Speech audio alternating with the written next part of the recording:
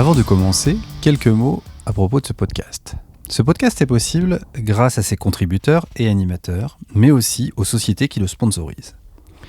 Sérénité qui vous accompagne pour concevoir, industrialiser ou automatiser vos plateformes. Écrivez à contact@serenité.fr. Et Datatask d'Affinitech, la plateforme pour accélérer vos data lakes et data labs. Venez nous voir sur datatask.io.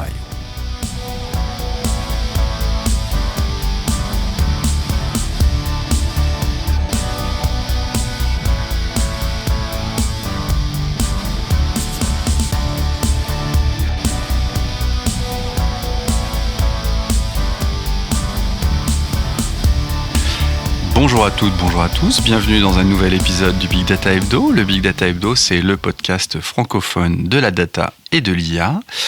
Toutes les semaines, on vous décortique l'actualité ou on interviewe quelqu'un qui vient nous rendre visite. Je suis aujourd'hui accompagné de Jérôme. Pour ma part, je suis Vincent Huchling. Je suis l'heureux cofondateur de ce podcast, mais aussi de Affinitech et Datatask, deux sociétés qui aident leurs clients à construire et à animer leur plateforme data. Salut Jérôme, comment vas-tu ? Qui es-tu Jérôme, pour ceux qui ne te connaissent pas ? Bonjour, Jérôme Ménaud, je travaille pour Zinea comme team lead de l'équipe connectivité, donc qui est en responsable de toute la collecte des métadonnées à cataloguer. Oui, parce que Zinea, c'est un catalogue connecté. C'est un data catalogue connecté, ouais. Eh bien, mon cher Jérôme, je te propose que l'on passe à notre rubrique, je ne vais pas dire quasi favorite, qui sont les LLM. Sachant que nous avons des avis, sans être totalement divergents, qui peuvent l'être de temps en temps sur ce sujet des LLM. Et c'est toi qui as trouvé cette première news sur la thématique LLM. Ouais, c'est pas un avis divergent, mais ce que j'avais dit dans les prévisions là, de l'épisode précédent, c'est que on va avoir la mise en œuvre des LLM et on va voir les impacts vraiment utilisés cette année. Et en fait, ça n'a pas loupé, puisqu'en plus l'article est du 2 janvier. Il est écrit par Daniel Stenberg, qui est l'auteur de Curl, pour ceux qui ne le connaîtraient pas. Donc Curl, j'imagine que vous en avez entendu parler, c'est à la fois une bibliothèque et un outil, et surtout l'outil de ligne de commande qui permet d'être un client HTTP assez riche et qui est utilisé partout, soit sous la forme bibliothèque par des applications, soit... C'était quoi le langage d'origine de cette bibliothèque ? Je me souviens. C'est écrit en C. C'est en C ? D'accord. Je crois, ouais. Je suis pas 100% sûr, mais je suis quasiment... Ok, ah ouais. C'est écrit en C. Donc, comme tout bon projet qui se respecte, en fait, Daniel, le Curl a un bug bounty qui permet aux gens qui trouvent des failles de sécurité de les rapporter en fait au projet dans des bonnes conditions et recevoir une récompense financière. Ils ont déjà versé $70,000 de récompense en fait à travers ce plan. Donc ça, c'est un truc intéressant. Je voudrais bien savoir d'ailleurs comment est-ce qu'il finance au départ ces 60. Alors je pense qu'il doit avoir un moyen de financer Curl, parce que lui-même il travaille à temps plein, donc ouais. Il doit avoir un mode de financement, je ne connais pas le détail, j'avoue que j'en sais rien. Ouais. Par contre, en fait, ce qu'il dit, c'est qu'aujourd'hui, donc il y a eu 415 rapports qui ont été fournis, mais il n'y en a que 64 qui sont vraiment des problèmes de sécurité confirmés, et il y en avait quand même 77 qui étaient des informatifs, dans le sens où c'était un bug, c'était pas un problème de sécurité, donc il n'aurait pas dû être remonté dans le cadre du bounty, mais il était quand même intéressant. Donc, ça veut dire qu'on en a à peu près un quart qui soit vraiment utile en fait, et même un huitième à peu près, grosse maille, qui est vraiment du bug. Par contre, chaque rapport en fait est traité parce que c'est potentiellement un problème de sécurité et il est traité de façon urgente, le temps au moins de le qualifier, et ça prend du temps. Donc sur les rapports qui sont pas des bugs ou pas des problèmes de sécurité, c'est du temps qui est pris et qui qui permet pas de faire autre chose, donc soit d'améliorer les choses, soit de corriger des bugs gênants, et autres.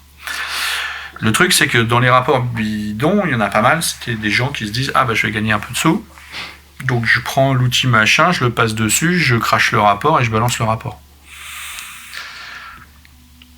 Ouais. Voilà, donc en fait, des gens qui leur font perdre du temps en espérant gagner quelques dollars. Ce qui se passe, c'est que jusqu'à présent, ces rapports, ils les détectaient assez vite. C'était des trucs un peu pourris qui aboutissaient pas grand-chose, et puis ils étaient vite éliminés, donc ça leur prenait un peu de temps, mais pas trop. Voilà, maintenant, le truc, c'est que les utilisateurs, ils ont des LLM, et les LLM, ils produisent des rapports qui sont extrêmement crédibles. Oui. Extrêmement crédibles. Et donc en fait, il faut les étudier. Ils sont pas éliminés du premier coup. Dans certains cas, il a eu 2 cas d'exemple en fait qui lui sont arrivés récemment. Je pense que c'est pour ça qu'il écrit ça. C'est parce qu'il a eu 2 cas successifs. Il y a un cas, c'était il avait une CVE sur laquelle il avait communiqué. Donc elle avait déjà un numéro, mais il avait communiqué le fait qu'elle existait, qu'ils étaient en train de corriger, qu'il y allait avoir bientôt une sortie. Donc normalement, le contenu n'était pas disponible publiquement, puisque puisque justement c'est cette période où on donne le temps au projet de corriger avant que ce soit public, donc exploitable de façon sûre, quoi. Et en fait, il y a eu un rapport qui lui a montré, qui remontait en disant le contenu a leaké et autres. Et en fait, donc là, c'est urgence parce que on passe d'une CVE à un 0DS, c'est-à-dire un truc exploitable immédiatement. Donc pour eux, c'est un sacré stress. Et en fait, avec la revue, ils ont fini par se rendre compte que c'était pas du tout le cas. C'est juste que le LLM, c'était Barnes, je crois, cette fois-là. Le LLM, en fait, il avait fait une hallucination où il avait réutilisé le nouveau numéro et puis du contenu qui datait d'anciens systèmes et d'anciens bugs, et en fait il avait fait un truc qui était assez crédible, et voilà, qu'il les a ralentis pour corriger la vraie faille d'ailleurs, parce que forcément il a dû se mettre en urgence sur un mode un peu différent. Et il y a eu un autre cas sur un buffer overflow qui a été remonté. Et là, pareil, il a dû relire 3 fois, enfin il a dû repasser 3 fois dessus pour vraiment éliminer le fait qu'il n'y ait pas de bug, que le bug remonté était bidon, parce que le truc était très crédible. Alors celui-là, il n'est pas complètement sûr que c'est de l'IA, mais... ouais, alors après...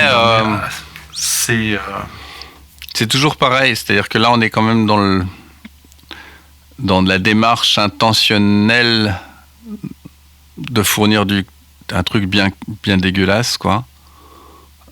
Ah oui, je suis d'accord. D'ailleurs, entre guillemets, pourquoi j'ai dit ça, je voudrais pondérer le fait. Moi, j'ai utilisé ça l'autre jour. J'ai fait le test d'un code un peu compliqué qui fait des trucs un peu pénibles, et j'avais pas envie d'écrire la doc. Je me suis dit, et si ça pouvait m'écrire une doc?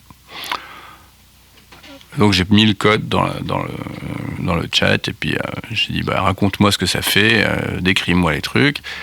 Et pour le coup, ça sort quelque chose de pas totalement déconnant. Et pourquoi je pense à ça dans ce sujet dont tu parles là, Jérôme, c'est qui m'a notamment mis en exergue le fait de dire la permission qui a été accordée, c'est-à-dire que la construction du rôle, là, machin, nanana, cette permission-là, il faudrait la restreindre, par exemple, en mettant ça en plus comme argument, parce que ça permettrait de restreindre, de scoper le truc.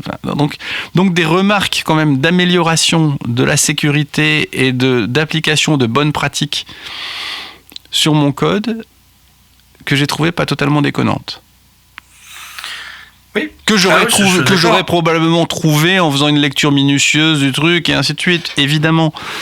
Mais un gain de temps important. Alors, cela étant, le truc écrit, je ne peux pas l'envoyer tel que comme documentation, je suis obligé de le retoucher, hein, ça c'est évident. Hein.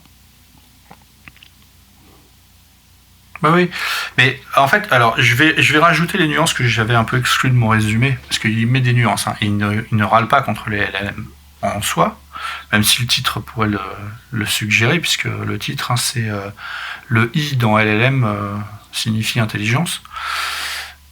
En fait, il dit même que sûrement ces outils-là vont nous aider aussi en termes de sécurité à trouver des bugs, à trouver des failles de sécurité que les gens ne trouvent pas et tout ça. Le truc, c'est qu'aujourd'hui, il faut... en fait, le problème qu'il a, lui, et c'est un problème concret, hein, il y a des gens qui sont peu scrupuleux, qui utilisent ces outils-là, et en fait, avant, on les éliminait facilement, et aujourd'hui, en fait, ils nous prennent du temps. Le problème, il n'est pas dans l'outil, il est dans l'utilisation de l'outil par un tiers. Il dit pas moi j'ai utilisé le LLM, il me fait perdre mon temps, parce qu'après tout si ça lui fait perdre du temps, il est libre de pas l'utiliser, ou si ça lui apporte quelque chose, il est libre de l'utiliser. Le problème c'est ça, c'est que quand les gens viennent avec des choses qui ont l'air très construites et que tu es obligé de faire l'analyse et qui eux n'ont pas fait parce que tout simplement ils la comprenaient pas. Donc en fait aussi en sous-jacent, je pense que nos auditeurs sont des gens raisonnables, mais ne faites pas ça, c'est-à-dire ne faites pas des trucs générés que vous n'avez pas relus vous-même, et si vous ne comprenez pas ce que ça dit et que vous n'êtes pas capable de vérifier que ce que ça dit c'est vrai, il ne faut pas l'envoyer, quoi. Oui, mais l'éternel truc voilà. De vérifier, quoi. Vérifier surtout. Oui, c'est ça. Mais simplement, le souci... En fait, là où ça fait perdre du temps, c'est pas ceux qui utilisent l'outil, c'est à ceux qui... ceux qui reçoivent la matière qui a été générée et non vérifiée, effectivement. Et là, mais pour le coup, vu que l'intention quand même initiale de l'auteur, c'est d'aller récupérer à moindre frais de l'argent dans le cadre du bug bounty, d'ailleurs, comment peut-on imaginer que ça se termine bien, cette affaire ? Voilà, donc lui sa solution c'est pas d'exclure les LLM et de dire aux gens de les utiliser pas. Il dit même si vous l'utilisez pour avoir un meilleur anglais parce que vous maîtrisez pas bien l'anglais et ça vous permet de reformuler les trucs, c'est pas un problème. Par contre, faut comprendre ce que ça génère, enfin que le résultat généré et que le truc soit correct et que les erreurs. Donc en fait lui sa solution c'est plutôt de voir avec la plateforme comment on peut bannir les gens qui envoient des mauvais rapports ou les sous-noter pour que en fait ça se fasse avec de la notation de la personne à l'origine et pas autre chose. C'est ça en fait. Mais c'est un vrai cas et c'est intéressant à voir parce que c'est un truc qui va nous arriver de façon directe ou indirecte. Dès que vous recevez du texte de l'extérieur que vous devez analyser et vous risquez, et que les gens ont une incitation à envoyer des trucs pourris au cas où ça passe, vous risquez d'avoir des surcharges de travail à cause de ça, parce que ça sera plus facile aux gens de produire ça. C'est comme les arnaqueurs de toutes pièces qui envoient des mails machin vont envoyer des trucs de plus en plus crédibles. De toute façon, c'est ce qui se passe actuellement. C'est à peu près la même logique, sauf que là, c'est un petit peu moins grave, parce qu'il n'a pas de l'argent tant que ça n'a pas marché. Mais... Ouais. Voilà. Oui, d'ailleurs, je me demande, le bug bounty, et donc il faut qu'il y ait effectivement eu une vérification et que le truc soit vraiment avéré pour qu'il paye, quoi. Donc, Donc, oui, parce qu'en plus, je crois que... Donc tout le monde a perdu du temps, en fait, dans cette histoire. Oui. Bravo. Bravo, les gars. Bien vu. Bien vu. Mais à la rigueur, j'ai pas de scrupule pour celui qui a envoyé le truc. Surtout qu'il a... Oui, c'est plus emmerdant pour effectivement notre gars qui voulait rémunérer l'aide qu'on peut lui apporter. Et là, pour le coup... qui se retrouve avec un travail supplémentaire. Ceci dit, les bug bounty, c'est une bonne chose parce que ça permet d'éviter que les gens aillent fournir les trucs ailleurs. Se rémunérer autrement, ce qui ne serait pas forcément... Ouais. Voilà. Il est possible que le LLM apporte un bon résultat, mais apporte quelque chose de très pertinent. Le tout, c'est de savoir écrire un prompt qui tienne la route et d'écrire un prompt qui soit correct pour pouvoir en tirer les performances. Et j'ai découvert récemment, là, c'est un article qui est sorti en fin d'année dans Towards Data Science, qu'il y avait une compétition de prompt engineering. Et donc l'article est intitulé « Comment j'ai gagné la prompt engineering compétition de Singapour sur GPT-4 ». Non mais, extraordinaire. Et alors, c'est super intéressant. Alors, vous avez dû pouvoir pulluler dans vos réseaux sociaux les annonces de j'ai le guide ultime pour écrire des prompts, machin, si vous suivez ces règles, nanana. Bon, bref, peu importe. Mais là, pour le coup, la personne en question détaille complètement ce qu'elle a fait pour construire ça, et notamment le framework qu'elle utilise, un truc qui s'appelle CoStar Framework, et qui donc détaille les différentes étapes qu'il faut faire dans son prompt pour arriver à un résultat. Et je peux vous dire que j'ai testé, j'ai rigoureusement utilisé ce formalisme, et ça marche super bien. Le C, c'est contexte. Tu donnes de l'information, du contexte sur tu dis qu'est-ce que tu veux, c'est quoi dans quelle situation on est, ce qu'on veut réussir à faire. L'objectif, c'est ce vers quoi on veut aller, et à partir du contexte qu'on vient de donner. Un truc assez marrant, c'est qu'on dit le truc que tu veux générer, dans quel style tu veux qu'il soit généré, c'est-à-dire est-ce que c'est un style formel, c'est-à-dire de pouvoir écrire un courrier pour un client, pour pouvoir dans un truc qui peut avoir une importance dans la relation d'un point de vue business, ou est-ce que c'est un message un peu punchy pour pouvoir faire de la retape marketing au hasard. Le ton, c'est-à-dire est-ce qu'on veut que ce soit humoristique, bref, formal. L'audience vers laquelle on va targeter les choses, et ce que l'on veut comme output en termes de réponse. Donc, est-ce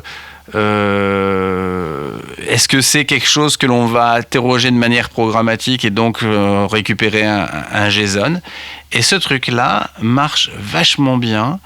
Et donne des résultats assez extraordinaires. Et notamment après, la personne donne un certain nombre de tips supplémentaires. Elle dit, ouais, alors au-delà de ça, quand vous écrivez votre prompt, vous pouvez mettre des délimitateurs entre les différents blocs de conversation pour pouvoir bien marquer le début, la fin de quelque chose. Vous pouvez aussi avoir alors elle parle de créer des prompts systèmes, donc des choses comme ça. Enfin, bref, ça va assez loin, mais déjà rien que le début, ce que je viens de vous dire, c'est déjà quelque chose qui, sans outils complémentaires ni quoi que ce soit, vous permet d'aller très très loin en termes d'amélioration là-dessus, quoi. Donc c'est vraiment vraiment fascinant, quoi, la manière. Et donc ça va jusqu'à un exemple à la fin qui est un exemple de clustering de data, et de comment réussir à faire du clustering de data. Et donc moi j'ai été assez impressionné par cet article et par la manière de laquelle faire les choses. Moi je faisais ça de manière jusqu'à maintenant assez empirique et sans trop attacher d'importance à ce prompt engineering, et on voit clairement que là il y a une différence de performance assez démentielle qui arrive là-dessus. Donc l'article est assez long, on va pas le détailler, on va pas le reprendre dans le détail point par point, mais il donne quand même une vision assez forte de comment bien utiliser un GPT-4 qui, rappelons-le, peut quand même faire des trucs assez extraordinaires de ce point de vue-là. Et moi, comme je le disais tout à l'heure, c'est ce dont on parlait juste avant. Moi, je l'ai utilisé pour m'assister dans le développement de choses sur des technologies que je maîtrisais pas tellement, quoi. En l'occurrence, récemment, j'ai dû faire beaucoup de choses autour d'AWS Cloud CDK et de choses sur les lambdas, sur les step functions sur AWS et tout ça, et ça m'a quand même vachement aidé à comprendre, à avoir des solutions, avoir notamment l'explication de comment fonctionne telle ou telle chose, et pour le coup entre un prompt un peu pourri et un prompt, bien écrit, j'ai vu des nettes différences. Et alors, je me suis rendu compte aussi à un moment donné, c'est que entre le fait de travailler à l'ancienne, entre guillemets, en faisant des recherches Google et en croisant différentes recherches Google pour arriver au résultat final que je veux avoir, le fait de résoudre un problème au travers d'une conversation avec ChatGPT était quelque chose qui quand même améliorait ma productivité de manière assez importante, quoi.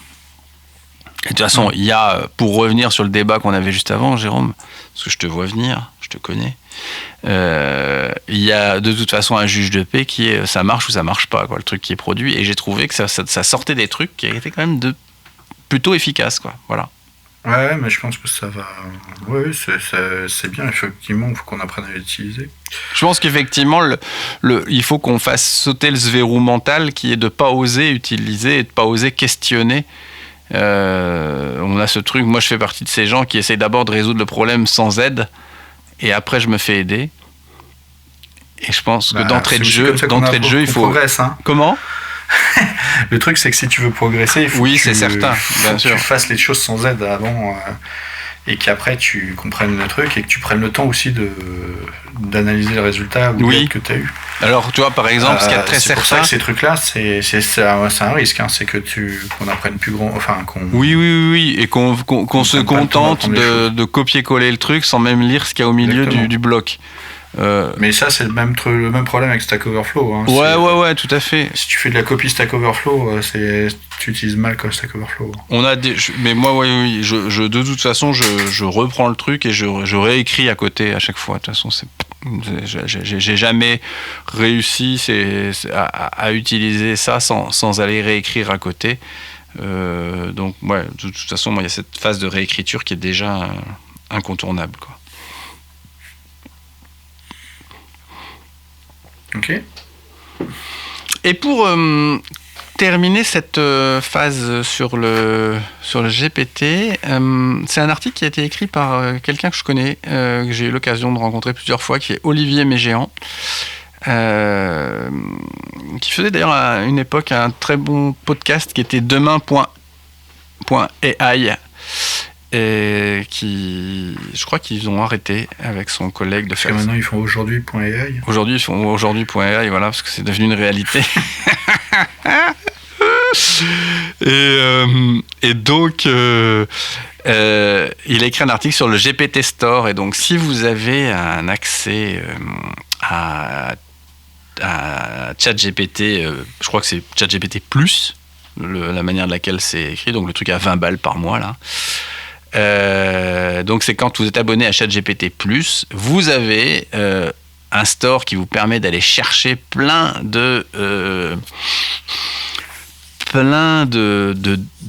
GPT publics qui sont très spécialisés dans un domaine d'activité. Et donc ça, c'est assez impressionnant puisque vous pouvez en trouver un qui va vous répondre à une question, un qui est spécialisé pour générer de l'image. Par exemple, vous avez un DALL-E, avec lequel vous pouvez dialoguer. Vous avez des trucs par rapport à la productivité. J'ai essayé là récemment, il faudrait que je retrouve ça dans mes multiples navigateurs, mais j'ai essayé pas plus tard que ce matin d'utiliser le Data Analyst. Il y a un GPT qui s'appelle Data Analyst. Je lui ai donné un fichier CSV et je lui ai donné quasiment rien. Je lui ai dit analyse-moi ce fichier CSV, dis-moi ce qu'il y a dans chaque colonne. Et il a été capable de me trouver une définition à peu près probante de chacune des colonnes en fonction des types de données qu'il y avait dedans et de la nature des données qu'il y avait dedans. C'est-à-dire qu'il a regardé le contenu des données pour trouver ça. C'est assez impressionnant de ce point de vue-là. Et après, surtout, je lui ai demandé de me faire quelques analyses de quantitatives et de qualitatives sur les données. Et surtout, il te donne le code Python qui a permis de générer ces analyses. Premier point. Et deuxième point, on peut télécharger le fichier CSV qui... Alors, j'ai pas essayé de lui demander de me faire des graphes, mais si ça tombe, on peut lui demander on peut télécharger le graphe résultant de l'analyse. Donc, c'est vraiment là, on passe à un cran avec des choses très spécialisées. Dans ce GPT Store, on passe sur des choses qui vont être très spécialisées par rapport à des domaines d'activité. Et moi, je suis assez impressionné par rapport à ça. Et donc, il y a des choses pour décortiquer des PDF, il y a plein de choses très spécialisées. Et donc là, pour le coup, on se retrouve dans un cas de figure où il va y avoir une capacité à vraiment connaître dans ce store, on est dans la même chose comme un Google Play Store ou un Apple Store, à connaître les forces et les faiblesses de chacune des applications que l'on va avoir en face de soi là-dessus, puisque c'est des applications. Et donc se développe par ce biais tout un écosystème de possibilités de commercialiser vos propres GPT que vous avez pu créer et de les envoyer dedans, de les partager avec certaines personnes. Et c'est là où ça devient intéressant, cette histoire, parce que vous allez être en mesure de partager avec certaines personnes. Vous avez ce GPT Builder qui peut utiliser vos données pour spécialiser un GPT, et donc ensuite de dire, bon ben voilà, je peux faire des GPT spécialisés pour moi seulement, je peux les partager à des gens que je connais, ou je peux les commercialiser au travers de ce GPT Store. Et donc là, on est en train de passer, vous vous rendez compte qu'en moins d'un an, en à peu près un an, enfin on est plutôt à 14 mois, on est arrivé au fait que maintenant il y a un store qui va faire qu'il y a un écosystème commercial qui va pouvoir se développer au-dessus de tout ça. Donc pour le coup, c'est vraiment très impressionnant de ce point de vue-là, quoi. Je suis vous imaginez que je suis en train de réfléchir à comment on va pouvoir exploiter ça et pouvoir s'intégrer dans ces écosystèmes. Ça te laisse perplexe, mon cher Jérôme. Ouais, je trouve que c'est intéressant et c'est fou la vitesse à laquelle tout va. Maintenant, je sais pas, parce que tu vois, il dit que ça va ringardiser les App Store, mais honnêtement, le grand public, la ligne de commande, il aime pas. Alors la conversation, ça, il va aimer. Ah, mais la ligne de commande, tu peux pas tout faire. Je pointe et je désigne, je pointe et je choisis plutôt que j'explique ce que je veux. C'est quand même une interface qui est quand même très intéressante. Donc je pense que ça va pas du tout ringardiser. Non, je suis pas certain. Les App Store. Ouais. Mais par ça, oui. Par contre, le fait que les applications vont se développer et autres et qu'il va y en avoir, bah ça, oui. On voit que ça arrive et justement, c'est ce qui va se passer cette année, quoi. Ouais, on est d'accord. Tu vois. Et puis, je pense que la surcouche, tu vas beaucoup avoir de trucs bidons, mais en fait, par le contexte qu'elle apporte, parce que c'est ça, l'application spécialisée, c'est qu'elle apporte un contexte pour que le système réponde à un cas d'usage. Ouais. Tu vois, je refais le truc un peu à ce que Paul nous avait fait l'autre jour. Là, tu vois, j'ai poussé tu vois, c'est pas probant. Hein. J'ai mis un PDF là et il me dit qu'il arrive à rien extraire puisque c'est parce que c'est un PDF au format image. Bravo. Et pourtant, il n'a pas un truc d'analyse d'image, lui. Eh ben, écoute, là, j'ai pris celui qui s'appelait AI PDF. Et le truc, visiblement, ça lui parle pas tant que ça. J'essaye avec un deuxième, tu vois, toujours faire 2 essais. Et après, on voit ce que ça donne. Et là, pour le coup, effectivement, tu vois, sur un malentendu, ça peut marcher. Hein. J'ai mis une facture, tac. Et le truc, il me dit... j'ai mis une facture, hein, sans préciser que c'était une facture. Il me dit, ouais, c'est une facture, l'émetteur est telle boîte, le truc, Bah ouais, ça pour l'analyse de documents, surtout ces documents-là, qui sont tellement formatés que je pense qu'effectivement, ils doivent arriver assez vite ouais, tout à fait. À les analyser. Hein. Mais ouais. Ok. Donc, je pense qu'il y a tout un écosystème qui va aller de plus en plus vers l'utilisateur et permettre de faire des choses. Et après, on va voir les intégrations qui sont dans l'outillage existant des utilisateurs. Mais pour le coup, moi, ce GPT Store là, ça Je pensais pas qu'on y arriverait si vite. Voilà. Ce qui me surprend, c'est que t'es pas la même chose qui soit déjà fait sur tous les assistants conversationnels. Parce que typiquement, eux, ils ont énormément à gagner en intérêt, parce qu'en fait, avant, ils en avaient quasiment pas. Mais alors là, par contre, t'as du potentiel derrière, parce que... Ouais, je comprends ce que tu veux dire. Oui. Mais de toute façon, moi, ce qu'il y a de très certain, c'est que ce que l'on voit, c'est que ces assistants conversationnels qui ont toujours été des trucs un peu... je vais pas dire des trucs un peu ratés, mais pas foufou en termes de pertinence et enfin ça craque, ça crevait pas l'écran, quoi. Là, ils ont quand même un souffle nouveau qui arrive grâce à ça, hein, premièrement, et puis et deuxièmement, moi ce que je vois, c'est ce vieux serpent de mer qu'on a pu avoir depuis la nuit des temps, qui est le knowledge management. Moi, depuis que je suis dans l'informatique, j'entends parler de knowledge management, sans qu'on m'ait sorti un truc facile à utiliser. Ah bah ça, il va gagner en pertinence, ouais, ça c'est sûr. Voilà. Et donc là, pour le coup, il va y avoir un vrai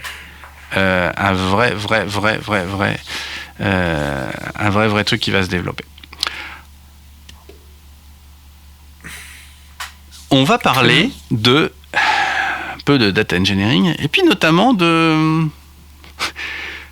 Talend. Vous savez, l'autre jour, on vous a dit que ça y est, Talend, c'était fini, que la version open source de Talend allait s'arrêter.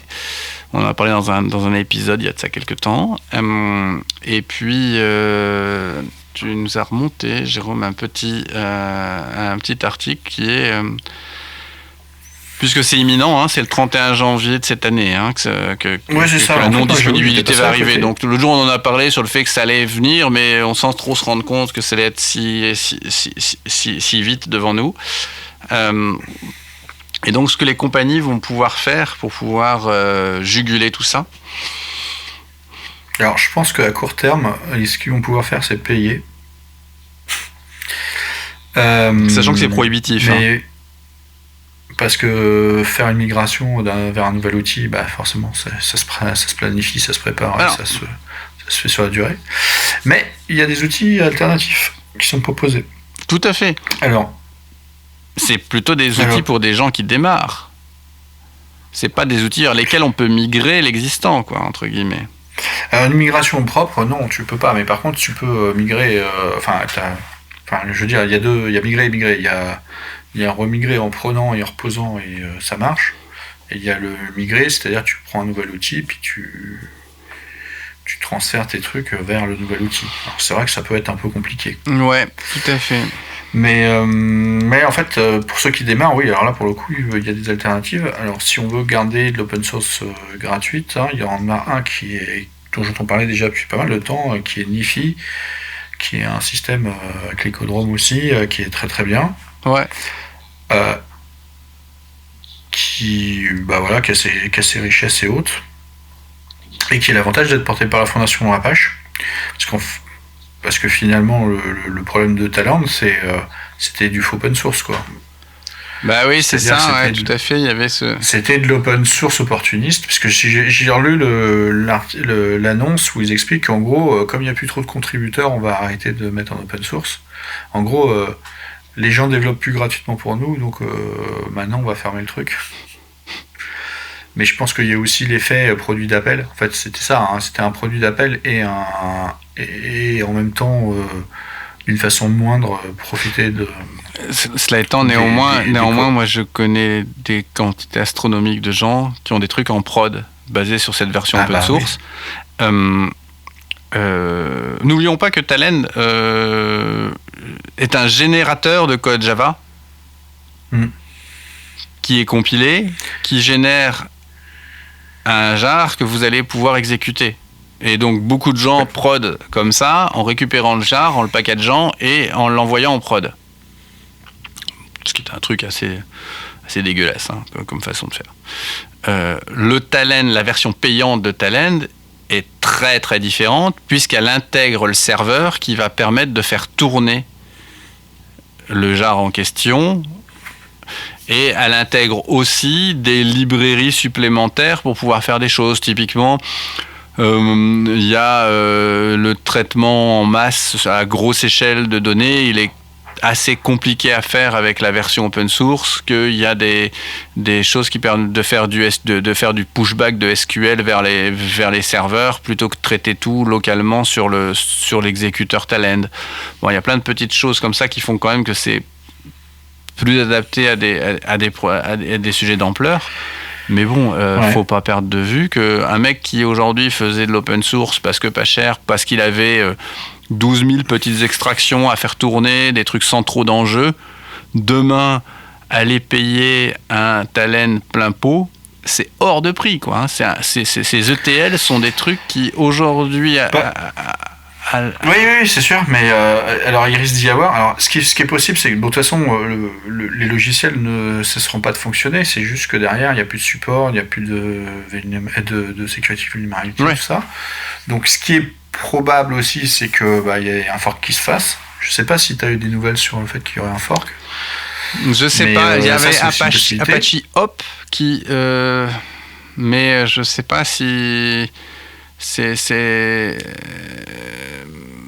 ce qui a priori, mais je sais pas si Apache Hop est un fork en tant que tel. Je sais pas du tout. Je sais pas. Mais je pense que tu vas avoir un fork qui va se faire. Enfin, en fait, c'est assez vraisemblable qu'il y ait un fork qui se fasse. Mais là, ce que proposait la personne, c'était d'autres solutions. Donc, effectivement, plutôt pour les nouveaux, ou pour la migration à long terme, mais c'est pas une solution à court terme. Qui est Nifi. Et puis, il y a Caravan aussi, qui apparemment est un outil... Apache. Une GUI par-dessus Apache Camel. Apache Camel. Et donc, le gars, il dit... De toute façon, Apache Camel, c'est ce qu'il y a en dessous de Talend open source. Oui. Donc, à un moment donné, il faudra faire le bridge entre les deux. Mais ce qui peut-être va se passer, c'est que... Il y aura peut-être un outil de migration. Le fichier XML totalement démesuré, qui est ce qui sérialise ce que vous faites dans l'interface graphique de Talend. Ce fichier XML, il y a peut-être des gens qui vont s'intéresser à ce fichier XML et dire bon allez, comment est-ce que nous on peut reprendre ce truc-là et l'importer pour le transformer dans ce que notre outil peut faire en termes d'usage. Je pense par exemple à un Airbyte. Comment est-ce que sur un Airbyte serait capable peut-être, ou un Kestra, je ne sais pas, lequel... En fait, je pensais à Caravan parce que typiquement, si le moteur est le même, ouais. Si Talend met en place des composants Camel comme... ça m'a un peu surpris, je ne savais pas qu'ils faisaient ça, mais visiblement, ça doit être vrai. Mais si tu as un truc qui met en place du Camel et un autre qui fait en place, c'est juste que c'est la partie graphique et donc effectivement le fichier XML dont tu parles est peut-être différent, mais au moins les notions qui manipulent dessous sont les mêmes, oui. Les paramètres sont les mêmes, donc en fait faire une migration de ce genre d'outils c'est beaucoup plus facile que si tu as un moteur qui est différent évident. Où il faut faire de l'interprétation. Ouais. Avec tous les risques. Donc, effectivement, ça pourrait être une cible aussi.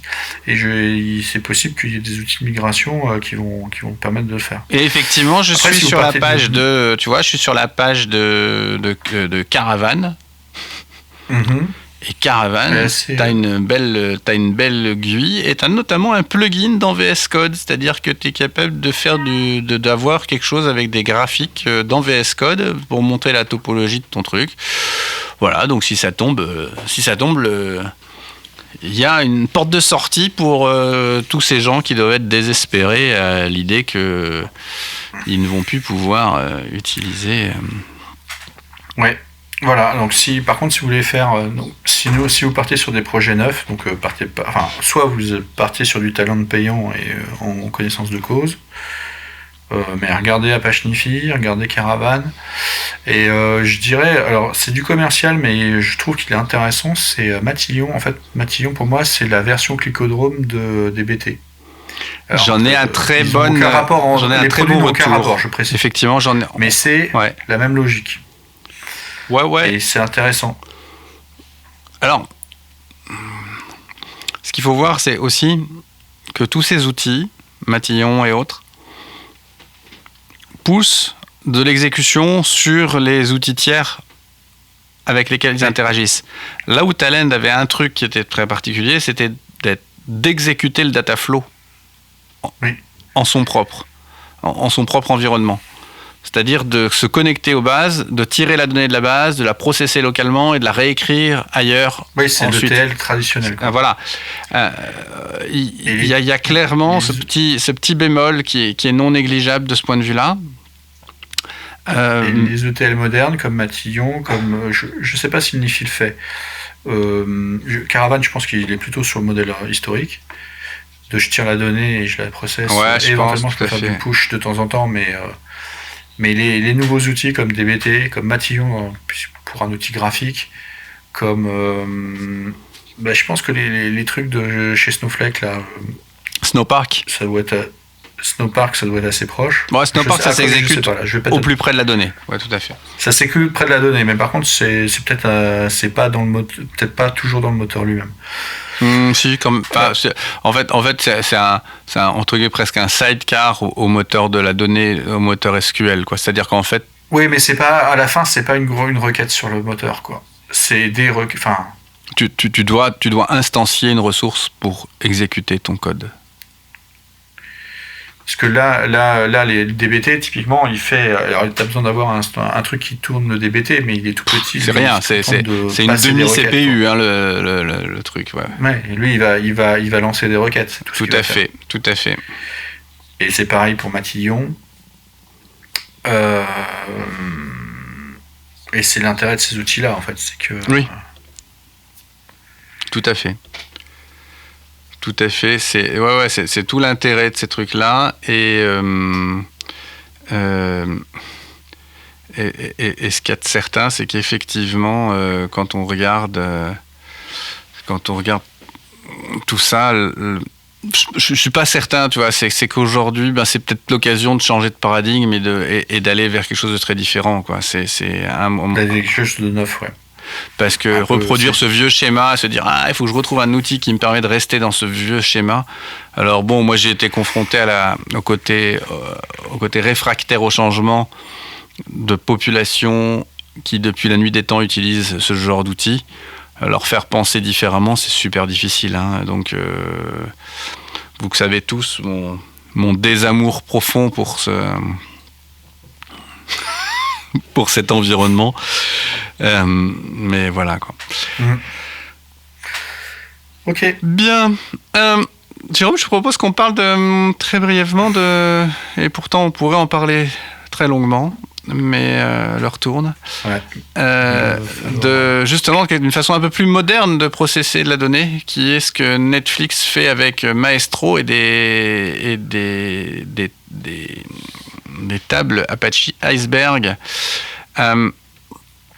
Et donc, ils ont leur sujet, c'est comment est-ce qu'ils traitent de la donnée incrémentale.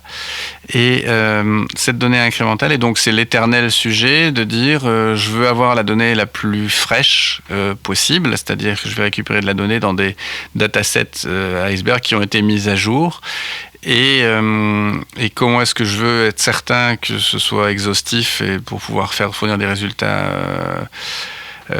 accurate, et puis tout ça. Donc c'est comme toujours quand c'est des blog posts de Netflix Tech, c'est quand même super exhaustif, c'est vraiment un truc de référence, c'est vraiment de la lecture que je qualifie toujours moi de référence. Et donc ils expliquent comment est-ce qu'avec leur outil d'orchestration qui s'appelle Maestro, ils ont été en mesure d'utiliser des tables Iceberg et de pouvoir avoir des scénarios de merge et des scénarios d'append sur ces tables Iceberg.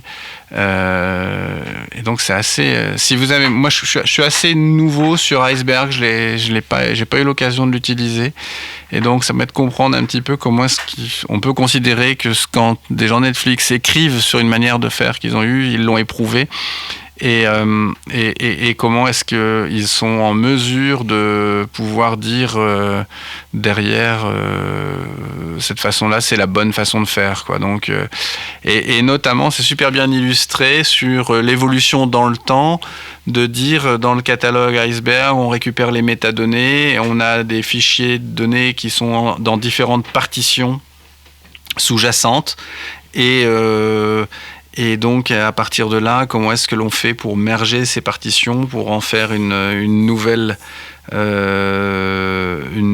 table intermédiaire. Enfin, le truc est vraiment très, très super documenté. Préparez-vous quand même, il y a un paquet de trucs là-dedans.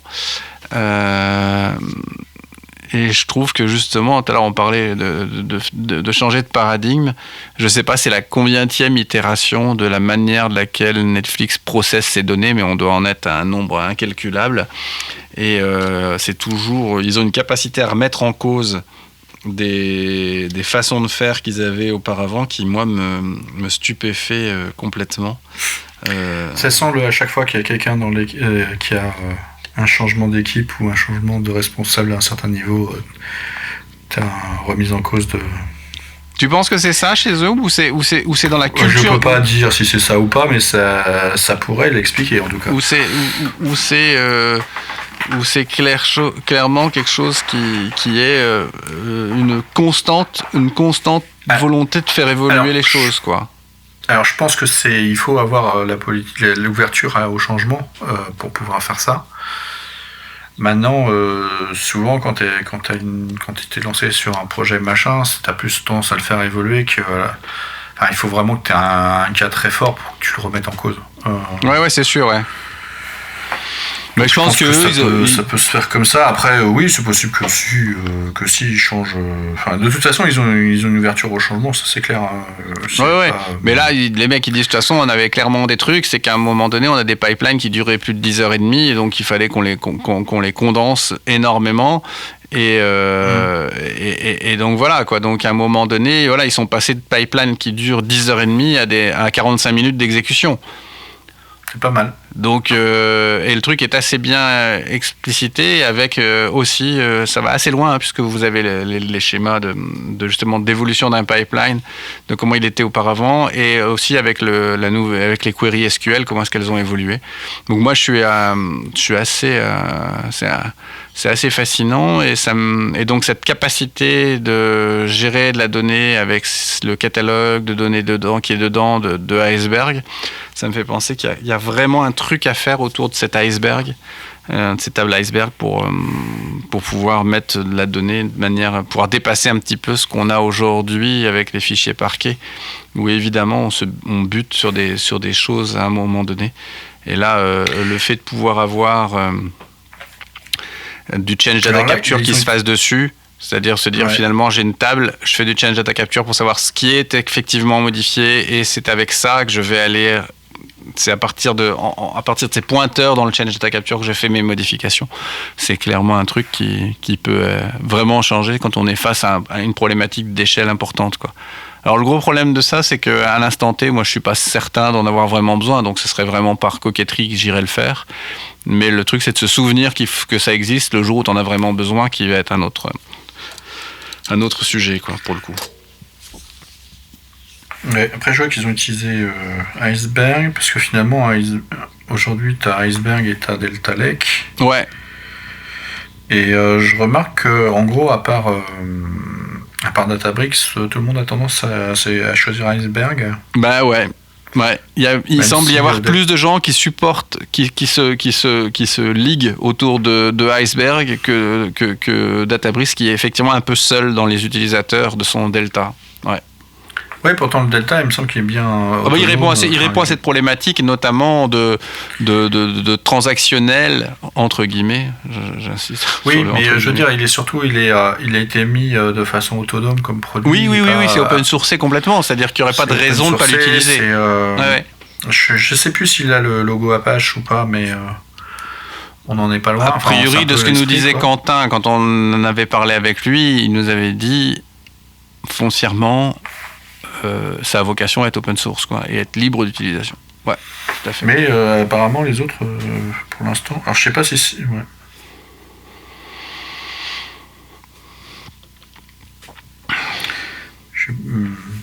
Voilà. Moi effectivement je le connais moins bien, Iceberg, donc...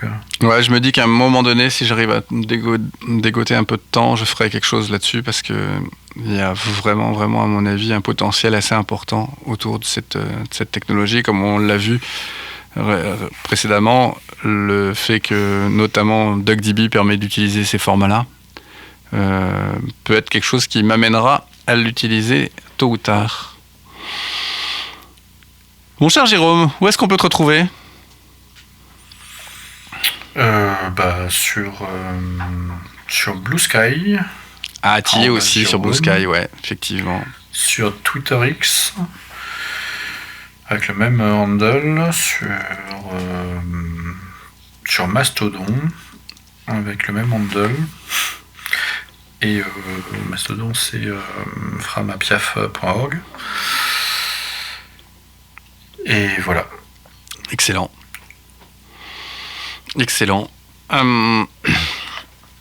Pour ma part, vous pouvez me retrouver sur Twitter/X. Vous pouvez me trouver sur Blue Sky. Vous pouvez me trouver sur Threads.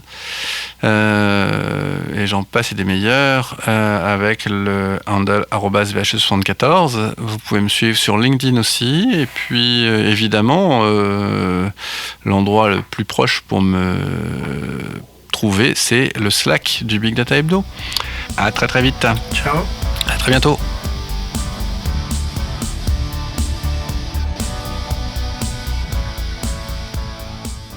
Merci d'avoir écouté ce Big Data Hebdo jusqu'au bout.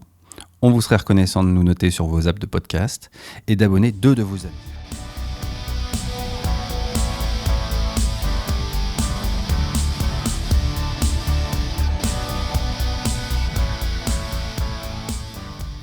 Un grand merci à Maxence Lecointre qui a composé et enregistré le générique de ce podcast. Retrouvez-le sur le Slack. À très vite.